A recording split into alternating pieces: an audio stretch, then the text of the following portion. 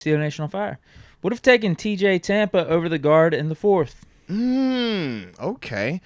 TJ Tampa was available when we decided to go with Mason McCormick, the interior offensive lineman from South Dakota State. Shout out to the Jackrabbits. Of course, the Ravens get TJ Tampa as Of well. course they would get him. Yes. I felt like the Ravens and the Eagles was taking some picks where I'm just like, of course you guys are getting that player right there. Of course you got that guy right there. Yes, that is the exact player I did not want you to get because he fits your scheme perfectly. You know what? They're probably saying the same thing about us, though. I would agree. I would definitely agree. Hey, before we keep deep diving into this TJ Tampa versus Mason McCormick combo, because we definitely got to do this, I do appreciate you guys showing love for my vocals. Bro, they said I was Moats Sinatra. You ever heard that before, bro? Moats Sinatra. I've never got a compliment like that. Danon Stratchett, PhD. He has a PhD. Said I should win an Emmy Award for that vocal performance, man. You feel what I mean? It's like, it's crazy. Cheyenne Law says her dog was howling in just jubilation. Like it was about to be a treat. Like, oh my God, what is this beautiful melody that I'm hearing through my ears right now? Like, Rod Dallas says, good job. He wanted to take his shirt off and spin around his head, you know? Like, it's a terrible tell. He had that type of vibe to me, man. Like, it really meant a lot to me, man. It really meant a lot. Shout out to Trevor Huey. Trevor said it sounded even better because he had the AirPods in. You know, he got that, like, the noise cancellation. That's what he was saying. So I appreciate y'all on that, man. From the heart, man. Y'all real ones. Y'all some real ones for that. All right. So, yeah. Back to this TJ Tampa, Mason McCormick situation. We went O-line over sexy. And I'm good with it. I think it just goes hand in hand with the message we're trying to send. Like, yeah. We're not getting bullied anymore. Like, that's just it's happened a few too many times over the last like 3 or 4 years. Ultimately, you know, we have always been in the playoff mix. You know, Tomlin leading this team. We're always going to be somewhat successful. But in some of these blowouts, some of these weird games that we've experienced, like, there's been times it doesn't look like we're showing full effort out there. We're not playing football the way it's meant to be played. And I think part of that comes with just physicality. I would agree. And setting the tone and all that. And so if you're building up the O-line, that enables you to do just that. Yeah. So I think it goes just hand in hand with our first two picks. Us taking Broderick Jones in the first round last year, trading up to get Broderick Jones. And, like, logistically, it also makes sense whenever you, like, deep dive into it, because not only will McCormick provide some good guard depth or interior offensive lineman depth, like, right now, but Isaiah Malu's getting up there in age. I think we only got him after this season. He's 2 one more years year under then, contract, and then James Daniel will be done after this one. Now, we could re-sign James Daniel, but to have that extra insurance in-house, almost like I compare this draft pick to like Kevin Dotson. Talk that talk. We took Kevin Dotson in the fourth, and he spot started a little bit his rookie year, showed us some stuff, but and we drafted him while we still had it DeCastro and Ramon, if I remember correctly, right? I think we had Filer. Or was it Filer? It might have been Filer. I know DeCastro was still here. Yeah, but I can't remember who was our left guard at that time. It might if have Ramon been had Filer. left or not just yet. Because it's right around that time. Yeah, it has to be right around that time. It was. My guess is Filer. But anyway, Dotson in his second year became our starting guard. Yeah.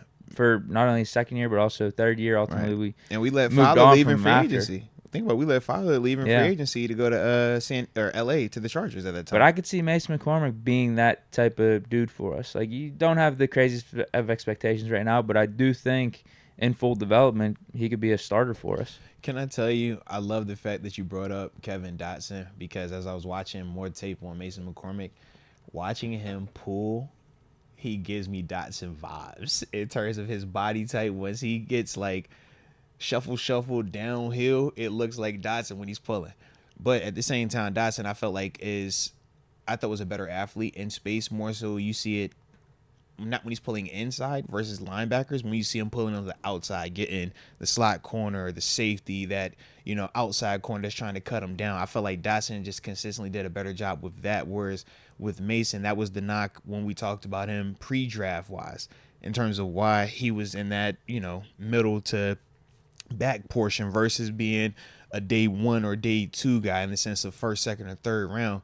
That was, what I kind of noticed with him is just when he's pulling inside, any of those A gap, B gaps, he is a problem to deal with once he gets north and south.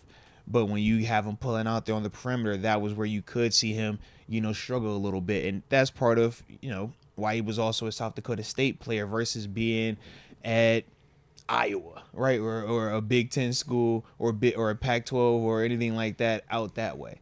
But when you talk about a guy coming into here and being able to develop, now you got a guy that gets to learn from James Daniels. He gets to learn from Isaac Seumalo. He gets to learn from Nate Herbig. He also gets to compete against Nate Herbig. He gets to compete against James Daniels. He gets to compete against Isaac Seumalo. You also have created a situation where you have the flexibility like you brought up. James Daniels, man, we know, all right, you're our guy. But if we can't re-sign you, at least we feel like the cupboard isn't completely bare, which is what we're saying, was the case at center this all season. It was like it got to the point where we felt pressure to get that one spot solidified. Now, it worked out in the draft, but we could have definitely been sitting here if Zach Frazier doesn't fall at 51 and he gets taken at 50 or 49, and it's a very different feeling as we're looking at this thing. But because we were able to get that taken care of, it changed everything from the rest of the draft. It became a house money situation, and we just really capitalized on it. But that's the thing with Mason McCormick that I'm really excited about that pick for that part, because you can see where he's going to help. You can see where he can learn, but you can also see where he's going to compete with the Nate Herbig. Imagine if we're sitting here and we're saying, well, Nate, we're paying you, a couple M's right now. If this dude can beat you out, well, maybe we can reallocate or we can use that somewhere else. It's things like that conversations potentially get to happen now because of you having a guy like this in here. And I wish I remember my man's name, because they've been killing me, because every time I talk Mason McCormick, I bring up Portland State, and I'm like, yo, you missed the block versus that dude. And he's like, yo, y'all, I keep taking shots at Portland State. I ain't want to offend any Portland State alum, so I apologize for all the Portland State slander that has ever come out of me. All right, so I'm gonna shoot at somebody else. All right, if he was at like Utah Community College, okay, there we go. All right, I don't think any football players or football team is real at Utah Community College, so I'm gonna just use that as reference point. That's the part where you see them struggle at times in space with some of the smaller guys. But as a whole, Mason's, I like to pick up, baby, like it. But TJ Tampa, bro, that was also a position that we could have used the TJ Tampa at, man. Yeah, we could have definitely used the TJ Tampa. I think for day 3 going into that 4th round, I was saying we could double dip at receiver. Mm-hmm. I wouldn't have minded Troy Franklin or Javon Baker if they were there, but they went early in the 4th. Yeah. And then corner, and then like depth defensive line. And I even said too, I might have said this, I can't remember if I was just thinking this or if I also have it on record, but if we wanted to go another interior offensive lineman, that wouldn't be the end of the road either. Because of Mason McCormick, they had him graded pretty highly just as Mason's a player. A good player, bro. It is kind of. I'm not even going to say overkill. I think it just goes hand in hand with the message that we're trying to send here. Yeah, like it is extra. It's a luxury pick, I think, for this draft. That's a dope way to put it. After getting Fautanu and Frazier in the first 2 rounds, like taking another offensive lineman in the 4th, but I got nothing wrong with it, man. I really don't. If he's graded highly, which he was, like he was considered a sleeper offensive lineman in these late rounds, graded out really athletic, and apparently the Steelers really liked him. There's nothing wrong with that pickup because of the James Daniels stuff, the Isaac Seumalo stuff that we talked about. And, like, just immediately he provides some extra depth. Yeah. If anything, maybe it says something to how we feel about Corey Trice and some of these DBs that we do have in-house.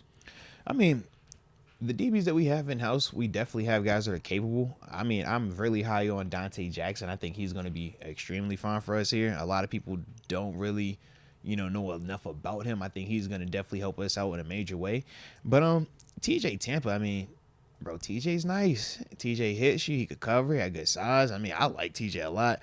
And initially, man, I could definitely get the overkill vibe of, man, we done already hit 2 linemen back-to-back, first 2 picks. Like our starting O-line is set for 2024. I'm just like, yo, don't even rotate these dudes, bro, where it's like a DB is going to play.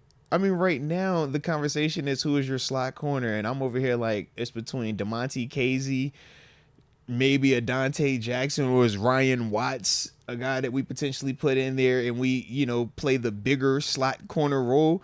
But those are the things that as I was looking at the board, the way that it fell, I'm just like, dang, man, we still kind of have to address that. But as the needs were, that wasn't a big enough need in comparison to O-line, in comparison to center, right, and all these other spots. So it's like, right. If we've checked off all of our major needs, and now the new pressing need is slot corner and potentially another wide receiver, if that's where we're at now, I think we did what we were supposed to do in this draft. Yep. We've continued to check off multiple boxes, and now we're minimizing it to it's like one or two final things, and we are completely good to go. So I think we're still in a great position, and we still have flexibility because of what we broke down with the money. We still got plenty of money. And there's names available. Absolutely. So that's the part where we still feel good about that stuff, whether we're talking corner or even at wide receiver. So at least in both of those veins, man, we got some type of option.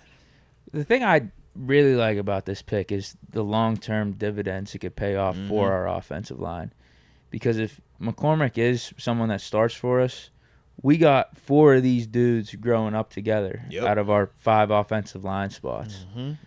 Remember Ramon talking about that, man. Listen to anyone that has played offensive line or was an offensive line starter in this league, retired now. Like Ramon Foster's a great example.